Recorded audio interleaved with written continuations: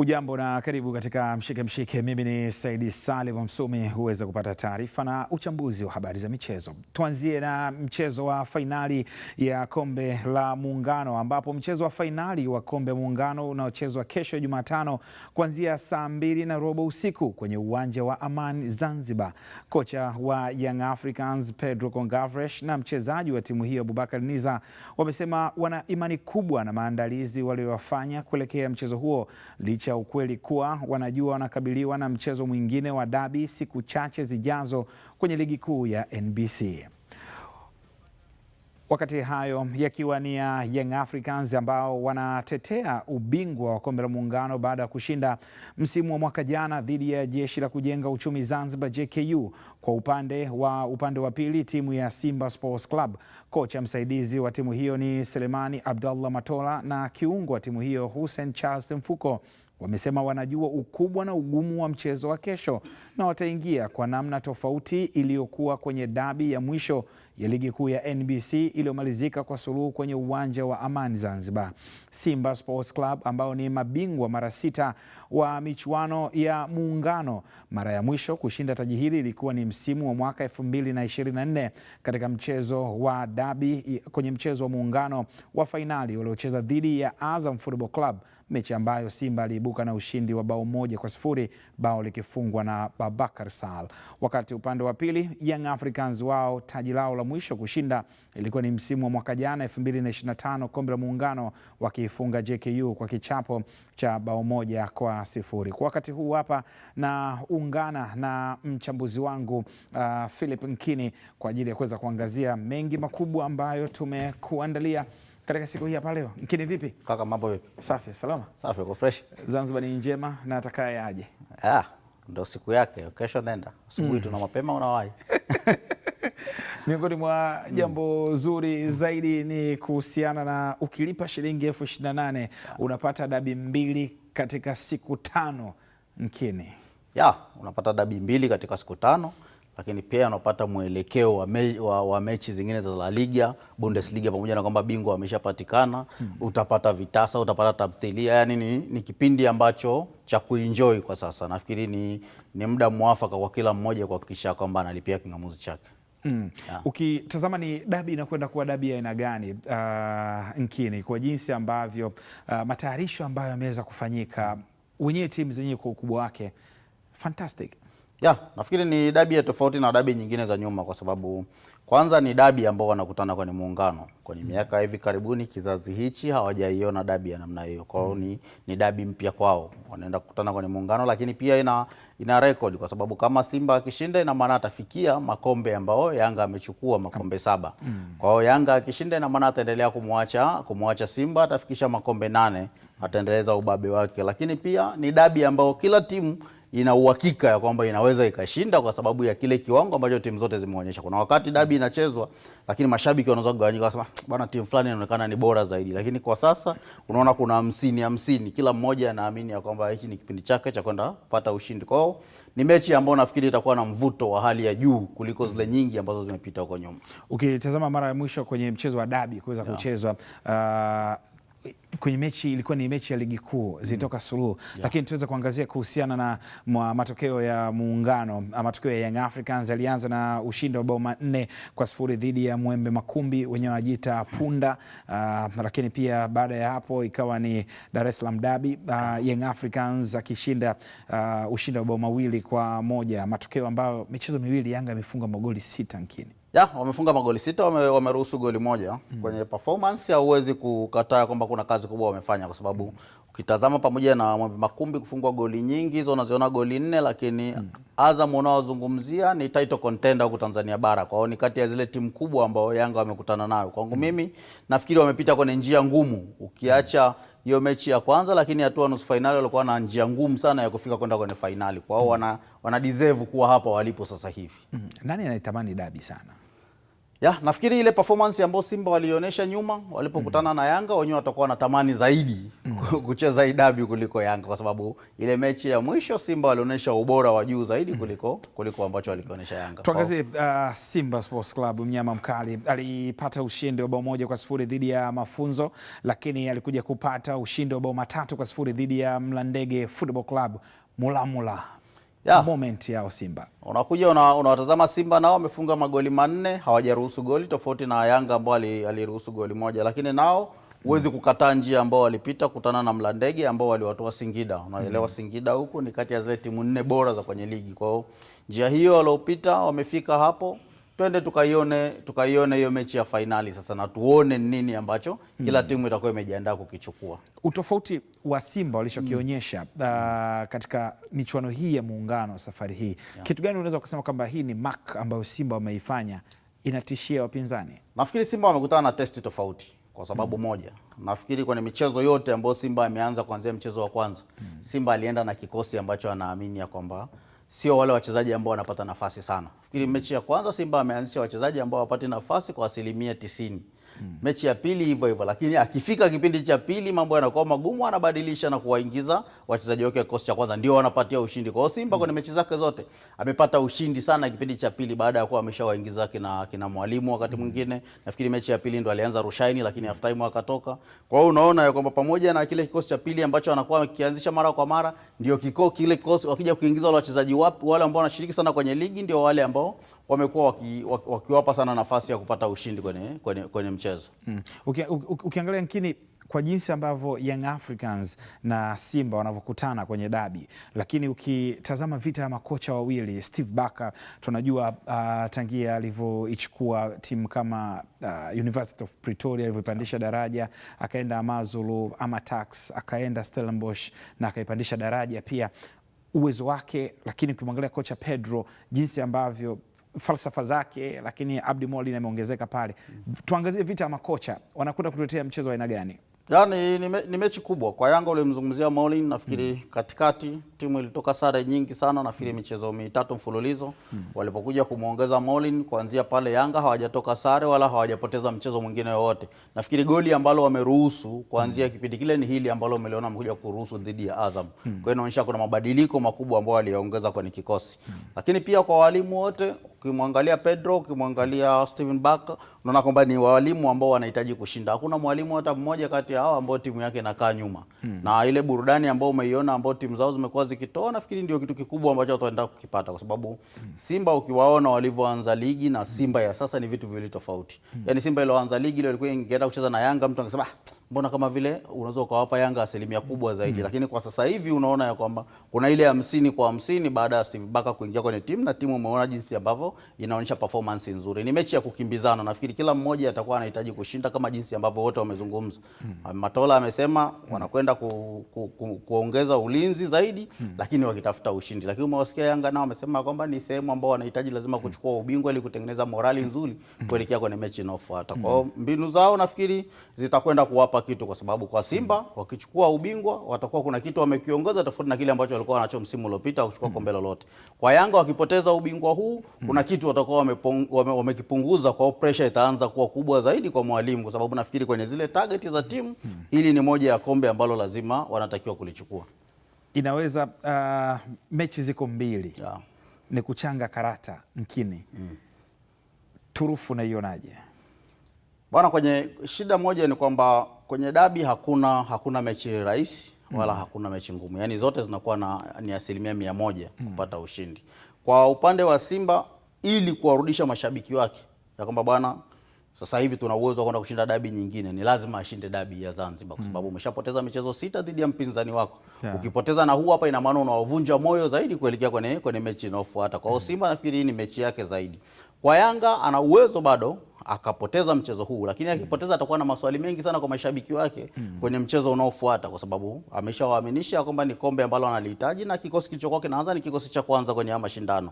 Kwa hiyo nafikiri ni mechi zote mbili zina uzito sawa. Yaani hakuna hata moja ambayo unaweza kusema kwamba hii ni kubwa zaidi kuliko hii nyingine. sababu huku lazima uchukue kombe, huku lazima uchukue pointi 3. Huku hata ukipata pointi moja inamalizika dakika 90 ama mikwaju ya penalti. Tukiangalia tu ukitoka kule wapi watu wanakusalimia wasema bana kama tumeona hivi Nkini. Nini? Inamalizika 90 penalti. Pale hakunaga mjanja. Yeyote anaweza akapata ushindi kwa sababu yani unawezekana ukawa unategemea kwamba una goalkeeper bora ukaokoa mikwaju ya penalti lakini ukakosa wapigaji wazuri. Kwa hiyo nafikiri pale kunakuwa ni 50 kwa 50 lolote linaweza likatokea. Utanongoneza lakini haina shida. Asante. Tusulie hapo Nkini. Tuangazie kuhusiana na kile ambacho tumewaandikia katika mitandao yetu ya kijamii. Tumeandika usiku wa deni haukawii kukucha. Kariakoo Derby ndani ya Muungano Cup, Young Africans dhidi ya Simba Sports Club. Timu gani itaibuka na ushindi? Mtazamo wako na maoni yako tumeheshimu sana, na haya hapa ndicho ambao tuandikia. Mohamed Paul ameandika mchezo utakuwa mgumu sana, lakini Young Africans naipa 70% kushinda. Simba naipa 30%, lakini hizo asilimia umezigeuza mbele nyuma, sijui pia imekuwaje. Sawa. Busongo _Kaseka kutoka Mbogwe Geita, mnyama mapema kipindi cha kwanza tu anamaliza mechi. Nipo hapa Zanzibar kwa kazi moja tu ya mnyama kuondoka na ubingwa, tutasubiri. Nyalu Junior, kiwalisia dabi huwa haina mwenyewe, lakini kwa mchezaji mmoja mmoja na kujituma, saikolojia na iona Yanga ikishinda hiyo mechi. Hii ni mtazamo kupitia katika ukurasa wetu wa Instagram, lakini upande wa Facebook Gadson Ntagata nikiwa Nyambiti Kwimba Mwanza, binafsi naona mchezo huu kuwa ni mgumu pande zote mbili, lakini kwa ubora wa Simba walionao sasa na wapa nafasi ya kufunga Young Africans ili kufuta uteja wa kufungwa mara kwa mara na Young Africans. Bakayoko Stanley, kiukweli hii ni mechi ngumu sana, maana timu zote saa hivi zina wachezaji wazuri, lakini mimi naiona Simba atashinda na atakuwa bingwa. Tommy Kilwai kutoka Karatu Arusha, kwa mtazamo wangu Young Africans ana uwezekano mkubwa wa kushinda hii mechi kulingana na ubora wao walioonyesha katika mechi zao za hivi karibuni, japo kwenye dabi ya Kariakoo haijawahi kutabirika. Yetu macho dakika 90 za mechi. Wanasema mechi haijawahi kutabirika, ingawaje kwa mechi za hivi karibuni mkine kwa uchache haya matokeo hayana mwenyewe, yamekuwa sivyo. Unaona mashabiki wote, kuna shabiki anaenda upande mmoja akiamini fulani anaweza kushinda, lakini mwisho anakuja kupata adhari ya kwamba bado hii mechi itazidi kuwa ngumu. Kwa hiyo nafikiri ndio kitu ambacho anakizungumzia hivi karibuni umezungumzia, lakini hata ile ya sare ya bila ambayo imepita bado hakuna ambao walikuwa wanajua mechi ingemalizika vile. Kwa hivyo ndo haitabiriki sasa. Shukrani sana Philip Nkini, tutajumuika naye kwa sasa muda mchache kutoka sasa. Huu ni mshike.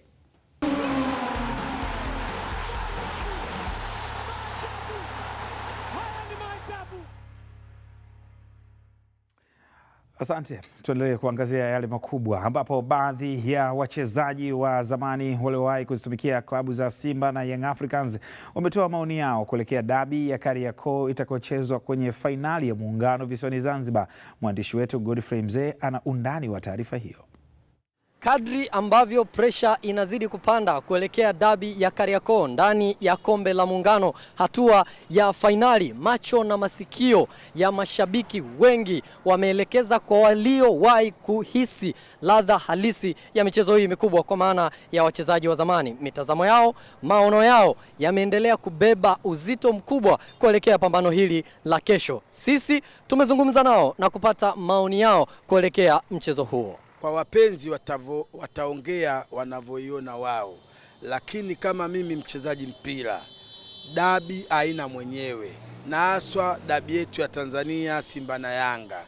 Unaweza kusema leo Yanga iko vizuri ukakuta inakuja kufungwa na Simba, leo Simba iko vizuri inakuja kufungwa na Yanga. Mpira unajua hauna mwenyewe, kisoro wa Simba na Yanga, lakini ukweli kwamba hata kama kuna kombe la mbuzi, lakini mechi ile bado itabakia kuwa na hadhi yake na nguvu yake.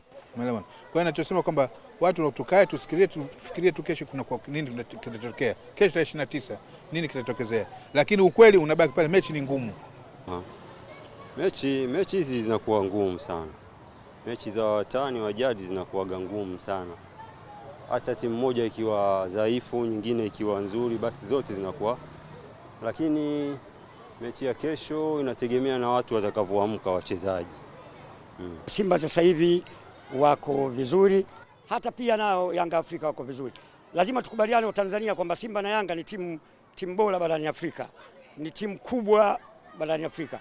Kwa hiyo hata hii game ambayo kwamba itachezwa Zanzibar, hamna sijua. Simba inajua kama Yanga ina ubora gani, na Yanga Afrika wanajua Simba wana ubora gani. Na haya ndiyo yaliyokuwa maoni ya waliowahi kupambana kiwanjani na kuhisi uzito wa dabi hizi ama mchezo huu. Nikukumbushe tu jambo moja, yamesalia masaa machache kuelekea mchezo huo. Cha kufanya, lipia kingamuzi chako cha Azam mapema kushuhudia burudani hii, na dakika 90 ndizo zitakazokuwa pilato wa mchezo huu.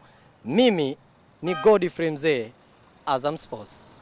Asante. Na baadhi ya mashabiki wa Young Africans jijini Dar es Salaam wamejinasibu kuchukua kombe la Muungano mbele ya watani zao wa jadi Simba Sports Club, ambapo kesho watapambana katika fainali. Simba sisi tunawachapa, atakavyokuja ndivyo tutakampokea. Akija juu tunamkanyaga, tunamtungua, akija chini tunamkanyaga. Yaani Simba mpaka sasa tumbo joto, hata wenyewe mashabiki wenyewe tumbo joto. Hawajui kama mechi itakuwa kama watashinda, lakini mimi kama Yanga najikia 100% kwamba Simba mimi namfunga mechi zote mbili atoki. Kwa watatumia nguvu nyingi sana ili apate ushindi, lakini game mimi nawapa 90% Yanga. Tuna uhakika wa kushinda, yani sio ushindi mdogo, yani goli 2-3 Simba anapigwa mapema tu. Simba anaumia ndani ya dakika 45 za kwanza tunamaliza shughuli. Lazima watu waelewe hivyo, na wana Simba popote pale walipo waelewe hivyo. Kesho nazungumzia, nafikiri mchezo utakuwa mgumu, lakini kiukweli ni kwamba kama inavyojulikana kwamba Yanga kawaida yake ni makombe. Kwa hiyo mechi ya kesho ni kwamba kombe lingine tunaenda kulichukua. Sidhani kama kutakuwa kuna mtu ambaye anaweza kuzuia. Mashabiki wa Young Africans mkajae wengi sana kwenye dimba la Amani Complex. Wakati hawa wakiwa ni mashabiki wa Young Africans, upande wa pili mashabiki wa Simba jijini Dar es Salaam wametamba kuwa timu yao itaibuka na ushindi katika mchezo wao wa kesho wa fainali ya kombe Muungano dhidi ya Young Africans kwenye uwanja wa New Amani Complex Zanzibar. Kiangalia dabi nyingine ambazo zimepita, unaiona Simba kuanzia dabi ya mara ya mwisho tuliotoka sare na dabi hapa, unaiona Simba ikiwa imara sana. Mwalimu wetu alikuwa mzuri sana, amepangilia timu kwenye mechi nyingi kuwapumzisha wachezaji muhimu. Kwa hiyo tunategemea kesho mwalimu ataweka kikosi bora kabisa ambacho kitaenda kutupa matokeo. Kwa mimi naona hii game ni maandalizi mazuri kwetu, na hasa ukiangalia focus yetu kwa jinsi ambavyo sasa Simba inaendelea.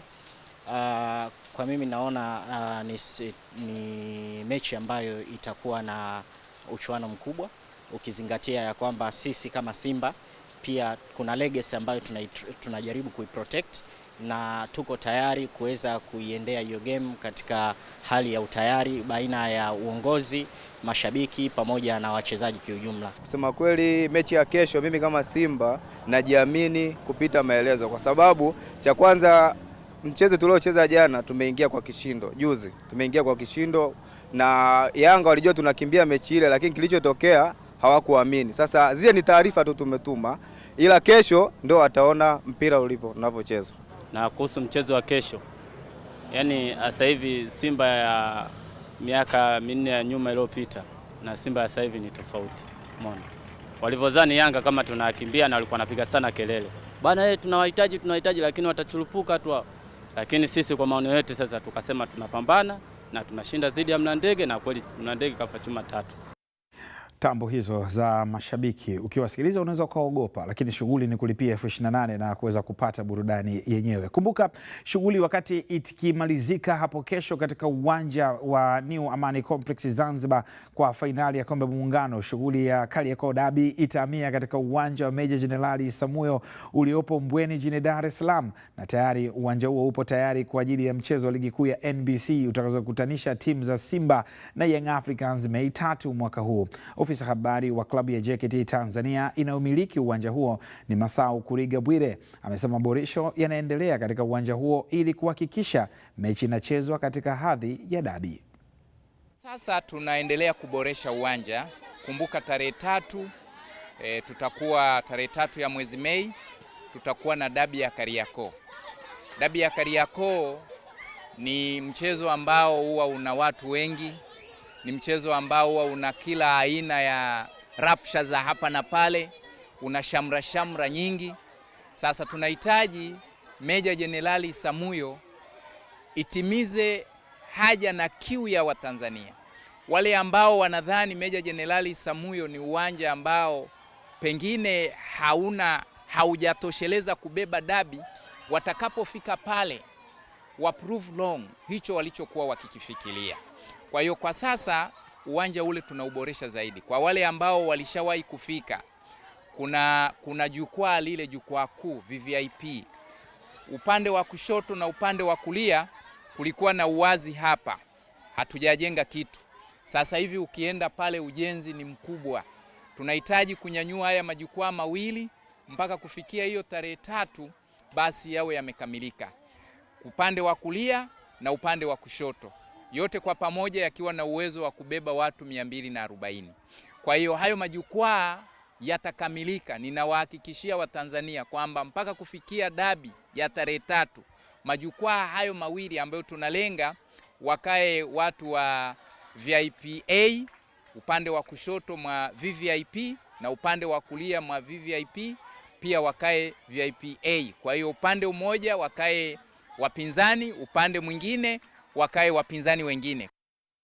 Maboresho hayo katika uwanja wa Meja Jenerali Isamuhyo. Tusalie hapo hapo katika timu ya JKT Tanzania ambao watakuwa nyumbani kuikaribisha Kinondoni Municipal Council Football Club Aprili 30 mwaka huu kwenye uwanja wa Meja Jenerali Isamuhyo. Timu hiyo ipo tayari kwa mchezo huo ambapo ofisa habari wa JKT Tanzania Masau Bwire amesema lengo lao ni kuhakikisha wanavuna alama 3 wakiwa nyumbani.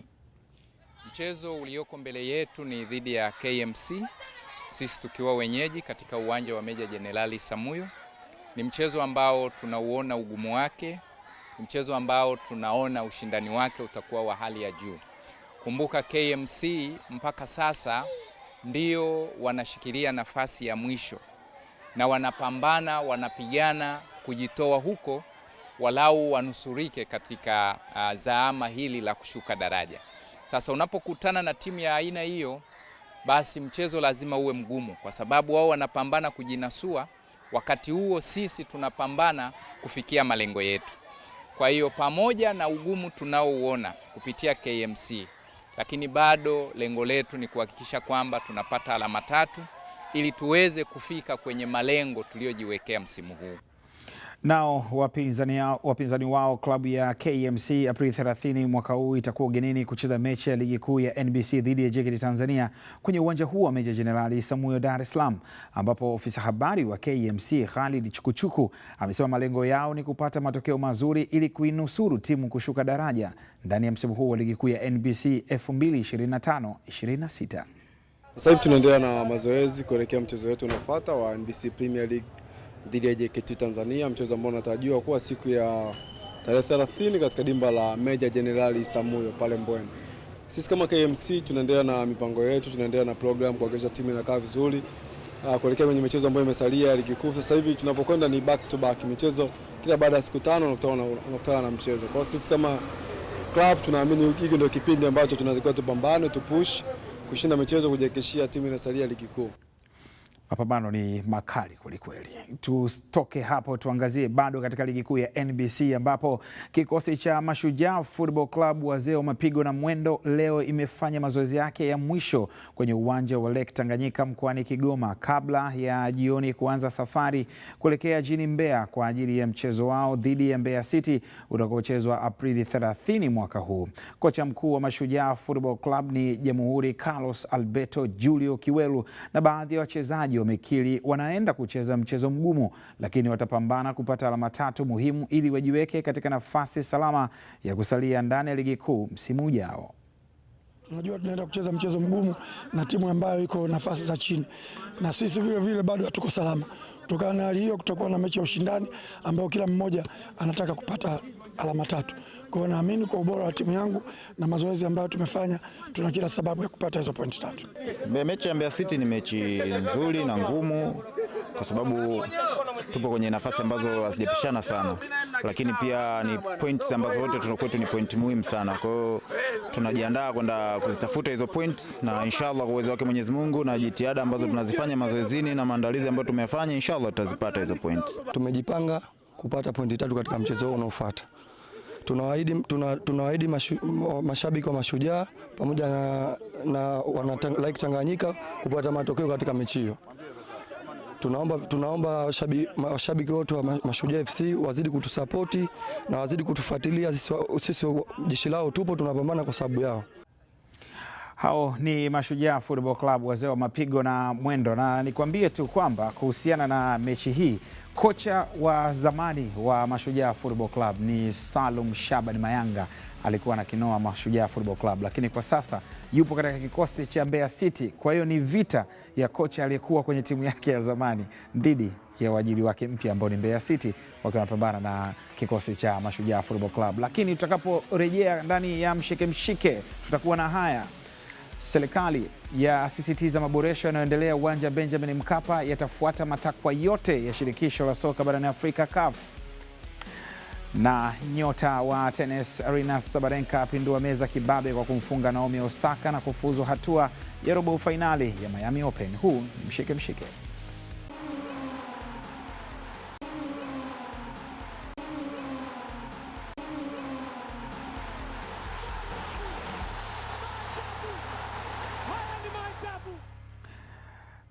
Asante kwa kuzidi kuendelea kutufuatilia. Huu ni mshike mshike ndani ya Azam Sports 1 HD. Mimi ni Saidi Salim Msumi.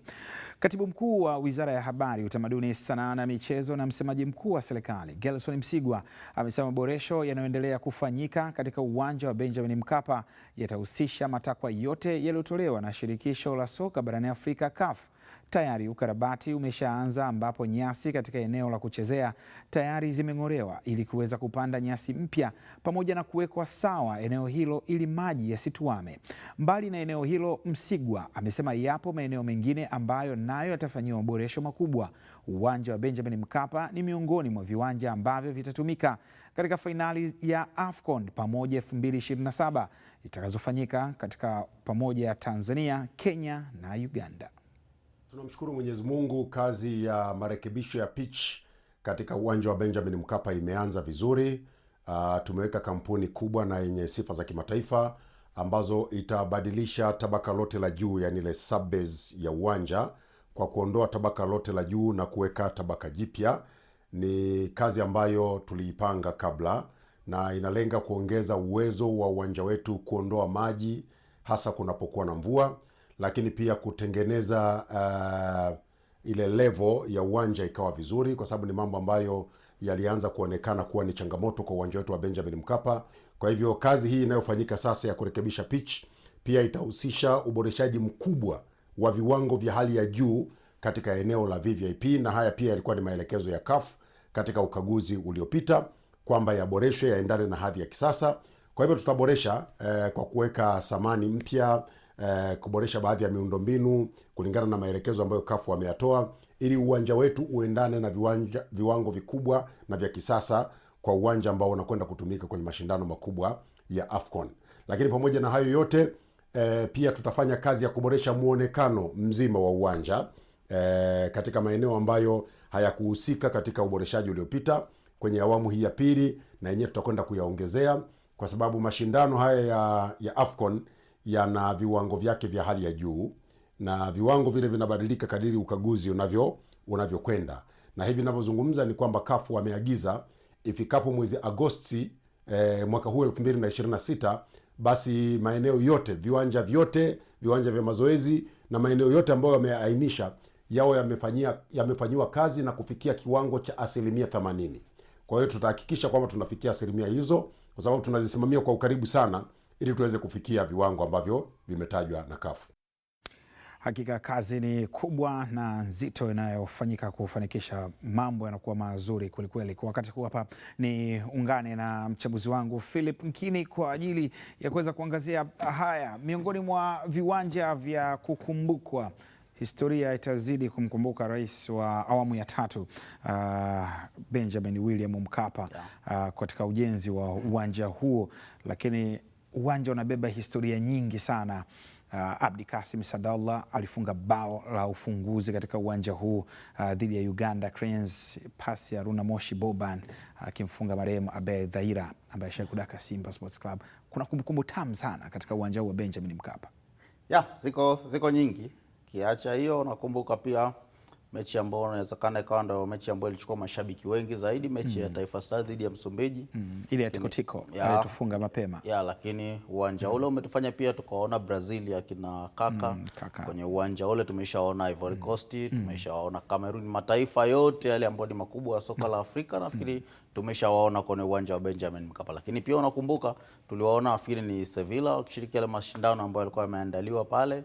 Kwa hiyo ni kwa sababu ya huo ubora huo uwanja. Kuna wakati mwingine timu mfano kama Everton walisema tukatazame kwanza kuna uwanja wa namna gani ambao tutaenda kuchezea, na maboresho yakafanyika ili watumie ule uwanja. Kwa hiyo uwepo wake umezidi kukuza soka la Tanzania kwa kiwango kikubwa sana.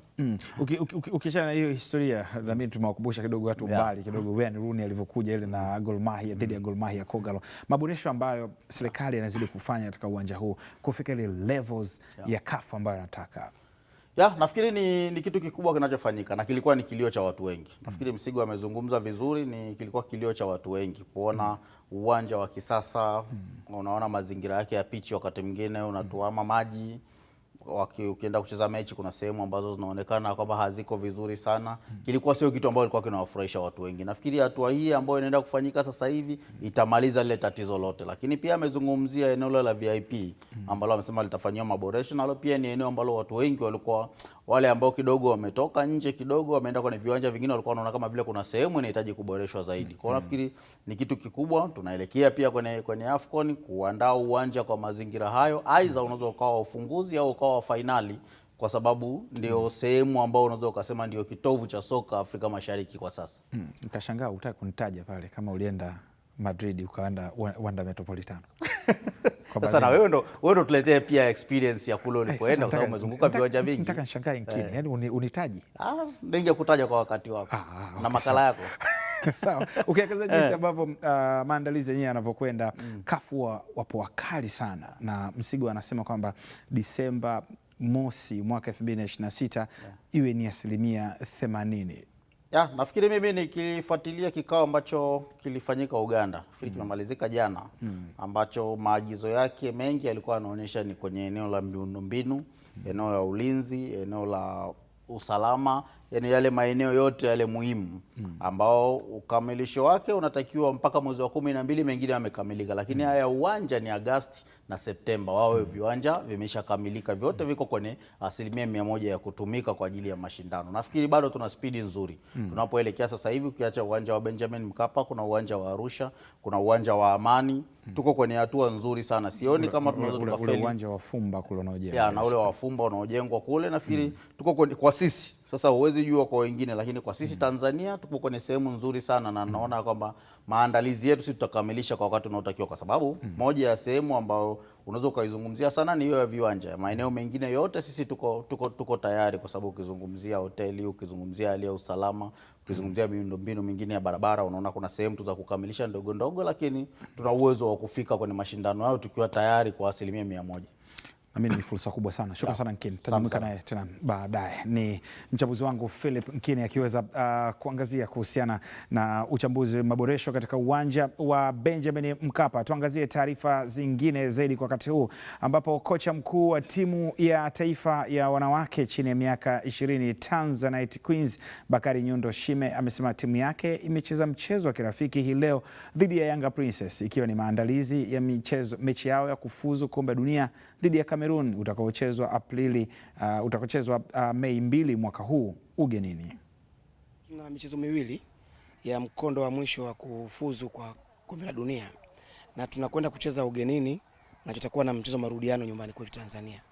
Kwa hiyo kitu cha kwanza cha msingi ni kuhakikisha kwamba tunajilinda vizuri, kuhakikisha kwamba hatuwezi kuruhusu magoli kule ugenini wakati ambao tunatafuta sisi kupata goli la ugenini. Kwa hiyo ni mechi ambayo lazima tu balance vizuri, kujilinda na pia kushambulia. Kwa hiyo maana mapana ya mechi hizi ni kupata timu ambazo zina uwezo mkubwa zaidi, sawa, na sura zaidi ya kimataifa, ili tuweze kuona kwamba defense yetu ina mapungufu gani na ni sehemu gani kwenye kushambulia tuna mapungufu. Kwa hiyo tumejiandaa vizuri kuona kwamba tutakuwa bora kwenye eneo la kujilinda, lakini pia kwenye kushambulia. Ni kwenda kuelekea huo mchezo wa tarehe 2. Na imani utakuwa ni mchezo mzuri, sababu wachezaji wote tuko vizuri, hakuna injury. Tunamshukuru Mwenyezi Mungu. Pia Kameruni ni watu ambao tunaenda kukutana nao tena. Tulicheza nao tukiwa Serengeti Girls, na ni wale tena imeenda kujirudia tena katika umri wa miaka 20.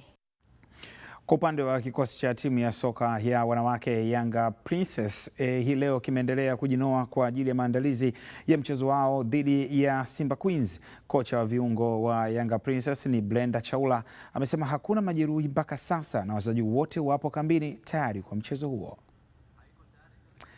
Tutakuja kuangazia taarifa hiyo hapo. Tuangazie taarifa nyingine kwa wakati huu. Kumbuka na nyewe kuna vita kubwa sana kati ya timu ya Simba Queens dhidi ya Yanga Princess. Huko Musa Hassan Mgosi, huku yupo Edna Lema maarufu kama Mourinho. Tuangazie katika riadha kwa wakati huu ambapo Waziri Mkuu wa Tanzania Dr. Mwigulu Lameck Nchemba anatarajiwa kuwa mgeni rasmi katika kilele cha mbio cha Great Ruaha zitazofanyika Julai 4 mwaka huu ndani ya hifadhi ya taifa ya Ruaha. Lengo la mbio hizo ni kutangaza vivutio vya utalii vya nyanda za juu kusini, huku msimu huu wa 5 ukiwa na ongezeko la michezo mbalimbali ili kuvutia washiriki wengi zaidi na kuongeza hamasa kwa jamii kushiriki katika shughuli za michezo na utalii. Mwaka huu tuna kilomita 5 kama mwaka jana, tuna kilomita 10, tuna kilomita 21. Kama ambavyo imeonyeshwa kwenye video, pia tuna walking safari na sport fishing. Mwaka jana ilikuwepo. Mwaka huu pia tumeongeza kitu kimoja kinaitwa cycling. Matarajio yangu ni kuwaona wananchi wote wa mkoa wa Iringa, Tanzania na nje ya Tanzania tukijitokeza kuelekea Great Ruaha Marathon kuanzia tarehe 3 na kilele ikiwa ni tarehe 4 ili kuhakikisha kwamba tunashiriki katika mbio za pekee zinazofanyika katika hifadhi ya taifa ya Ruaha. Mimi mkuu wa mkoa wa Iringa pamoja na wananchi tumejiandaa kikamilifu kushiriki na kuhamasisha wengine kushiriki katika mbio hizi. Hali ya usalama ya mkoa ni shwari, maandalizi ni mazuri na tuko tayari kutoa kila kinachohitajika kuzifanya mbio hizi kuwa ni za pekee ndani ya taifa letu. Pamoja na mbio hizi ambazo zinatarajiwa kufanyika tarehe 4 ya mwezi wa 7, naomba niwataarifu kwamba ni fursa ya pekee ya kiuchumi na kibiashara. Wananchi wote ambao wangetamani kuwa sehemu ya wanufaika wa mbio hizi, fursa iko wazi kujitangaza na kushiriki kikamilifu pamoja na waandaaji kuwa sehemu ya mafanikio ya kiuchumi kutokana na mbio hizi ambazo zinakwenda kufanyika. Huku tukifika sasa ni kusema tu Kamwene, Mnogage, Makasi, Ale wote tunakimbia afu kwenye baridi kidogo na vigae kidogo vikiwepo au vipi? Ndio raha pia ya kukimbia huku naona wanyama na kadhalika.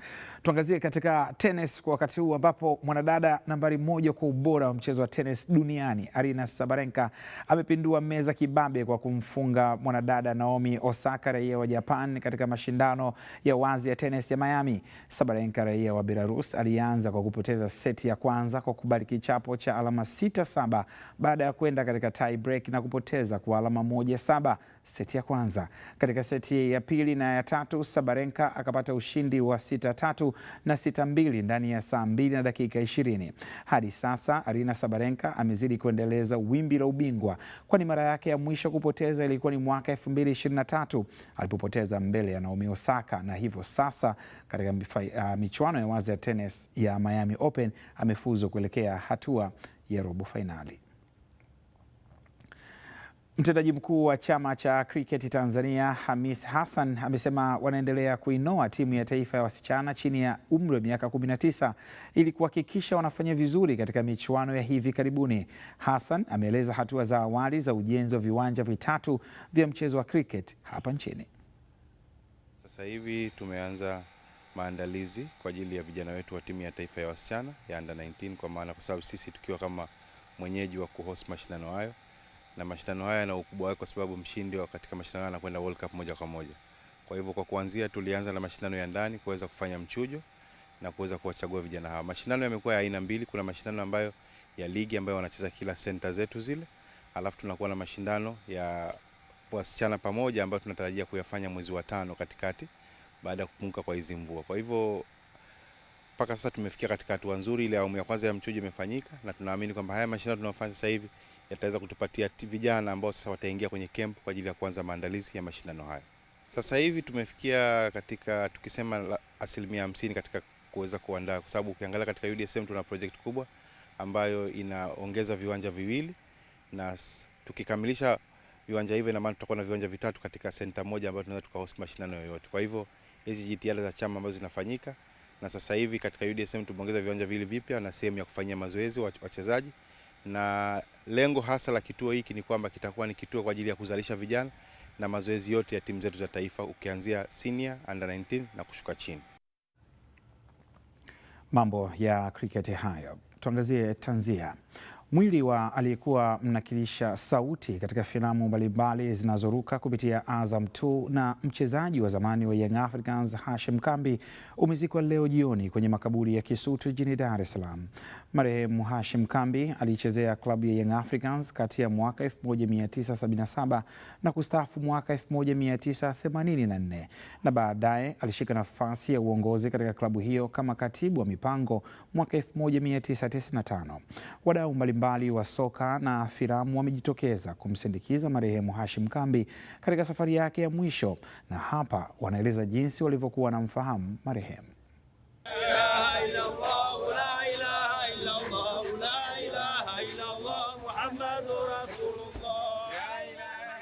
Kujikweza kwa vyovyote vile pamoja na lakini pia kitu kingine ni umaridadi aliyokuwa nao.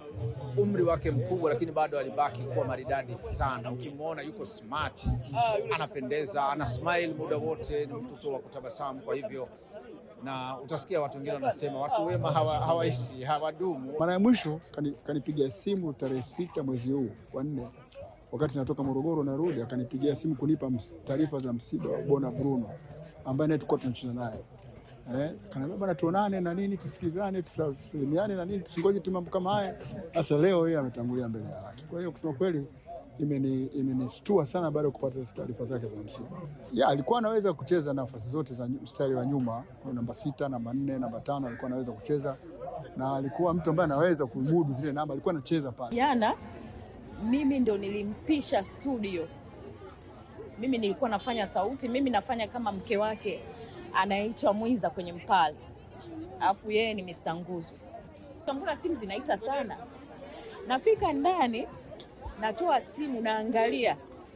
Naona simu za pale ofisini ni nyingi sana. Ikabidi nisikilize au labda kuna missing au nini. Nachukua simu, napokea, napewa taarifa moja kwa moja kwamba uliyemwacha booth amefariki. Nikauliza nani? Nini? Yaani imekuwaje? Ambaye aliishiwa nguvu, alichoka tu, akasikia uchovu, akaanguka. Tukamkimbiza hospitali Miko, kaishia pale. Inna lillahi wa inna ilaihi rajiun. Hakika wote ni wa Mola na kwake tutarejea. Kifo ni fumbo, lakini pia ni darasa, pia somo kwa sisi tunaobaki. Kumbuka marehemu Hashim Kambi amewahi kucheza timu ya Tumbaku ya mkoani Morogoro na kisha kujiunga na kikosi cha Young Africans, lakini licha na hiyo pia amedumu pia katika tamthilia pamoja na kucheza filamu mbalimbali. Mwenyezi Mungu aipumzishe roho yake mahali pema peponi. Amin. Tuangazie yale makubwa katika mshike ambayo tulikuwa nayo katika siku ya leo, machache ambayo tulikuwa nayo. Kesho ndio kesho, joto la watani wa jadi Young Africans na Simba lazidi kupanda kuelekea fainali ya Muungano 2026 Zanzibar. Mashabiki wa Young Africans na Simba watambiana kuelekea fainali ya Muungano itakayopigwa kesho Amani Complex Zanzibar. Na serikali yasisitiza maboresho ya uwanja wa Benjamin Mkapa yatafuata matakwa yote yaliyowekwa na CAF. Ni hayo tu ambayo tulikuwa nayo katika mshike, lakini jambo la kuzingatia ni kwamba unapaswa kulipia shilingi 28,000 ili mradi usikose uhondo usiomithilika wa dabi ya Kariakoo hapo kesho katika fainali ya Muungano 2026. Kumbuka, Yanga ameshinda taji hilo mara 7, Simba ameshinda mara 6, lakini Jumapili pia wanaume hawa wawili watakutana katika uwanja wa Meja Jenerali Samuyo. Mimi ni Saidi Salim Msumi, nikutakia usiku usiokuwa na bugudha. Alamsik.